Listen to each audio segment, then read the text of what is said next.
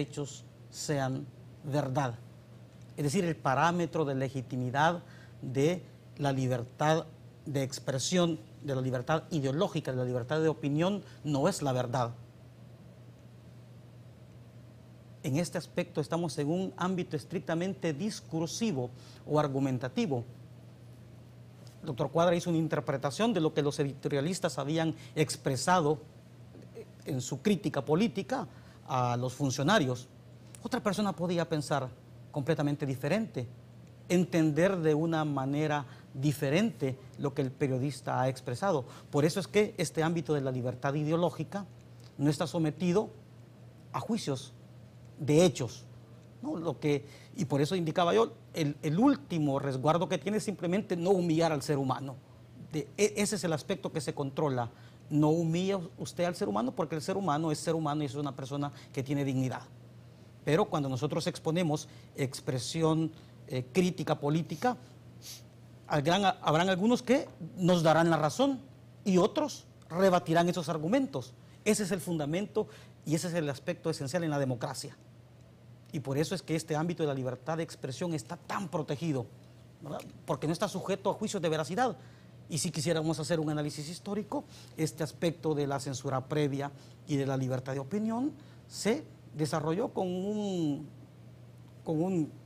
personaje muy interesante, John Milton, que había contraído nupcias con una dama inglesa que lo abandonó. No coincidía con los aspectos de este poeta, y él escribió un artículo sobre la legitimidad del divorcio. Imagínense, en el siglo XVIII, 1640-50, plantear el divorcio ante una sociedad de esa época era un tema sumamente delicado. Existía censura previa, por supuesto, ¿no? El obispo de Canterbury y el obispo de Londres ejercían la censura sobre todo lo que se escribía, y a partir de que el tema fue censurado, John Milton escribió un excelente discurso, ¿verdad?, areopagítica, que es la defensa más importante de la libertad ideológica. Entonces, este aspecto creo que es fundamental tratarlo. Cuando nosotros expresamos crítica política, expresamos juicios de valor personales, y podemos, como lo he indicado, ser más críticos de lo que aquí se ha señalado. Aquí yo diría que se ha tocado muy tibiamente, René, ese aspecto crítico.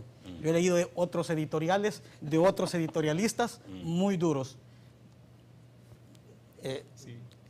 Unos editoriales muy bien construidos además, con una crítica durísima y que me parece legítima en el ámbito de la libertad de expresión, porque ese es otro parámetro que se toma en la libertad de expresión. Entre más alto es el funcionario, mayor capacidad de crítica debe de recibir y mayor tolerancia debe de mostrar precisamente a esta crítica. Un aspecto que es diferente, y con esto termino, es cuando se trata de otros hechos. Es decir, cuando se informa, lo que se pide es cuando se informa, que se informe con veracidad, que no es verdad. O sea, no es también parámetro de verdad, sino que, como muy bien ya lo dijo, creo que en su primera intervención, don Rafael, es que el periodista desarrolle una labor mínima de investigación. Mínima de investigación. Es lo que en la doctrina norteamericana se conoce, aunque ya ha sido superado ese criterio, de la real malicia. Noten ustedes que estos delitos son delitos dolosos. Claro. Es decir, este no se trata de un delito culposo, no es un delito imprudente, no es un delito que se va a cometer con descuido, es un delito que se comete con dolo, es decir, con la intención manifiesta de ofender, ¿verdad?, en este caso, el honor de la persona. Y en este caso creo que la crítica política debe recibir todo el respaldo nuestro en todo sentido, y nosotros, todos los funcionarios, debemos de ser respecto de la crítica tolerantes en ese ámbito. Si no, es muy difícil construir la democracia, y creo que las sentencias que ha dado la Corte Interamericana han ido por ese sentido, ¿verdad?, de defender este derecho tan importante de expresarnos, de los medios de prensa de difundir opinión, y de nosotros los ciudadanos también de recibir información. ¿Cuál es la posición de la APES en relación a la actitud del partido FMLN que no ha acompañado esta protección? Mira, Nacho, a mí me sorprende, porque en menos de unos cuantos días, en menos de unas 2 semanas, hemos oído calificaciones de aberraciones jurídicas al sistema salvadoreño, entonces uno no sabe qué es lo que estos políticos quieren construir, ¿verdad? Porque estás hablando de aberraciones contra algo que le ha ayudado al mismo FMLN a llegar a donde está. Si no hubiese habido libertad de expresión en este país, ¿cómo el Frente iba a posicionarse en el transcurso de los años? ¿O acaso se le olvidó al diputado Reyes que la historia de este país, la sangre que ha costado para construir esta libertad de expresión, empezó contra el abuso del poder sobre la expresión pública, la expresión popular? Entonces, ¿de qué estamos hablando? Creo que estamos jugando a hacer política con algo con lo que no se debería. Se llama esto aberrante, incluso él mencionó en esas palabras hoy que se estaba tratando de crear ciudadanos de 2 categorías o de 3 categorías, castas sociales mencionó, pero la primera aberración jurídica es que tengamos diputados que tengan un fuero constitucional. Esa sí es una generación protegida, esa sí es una casta especial.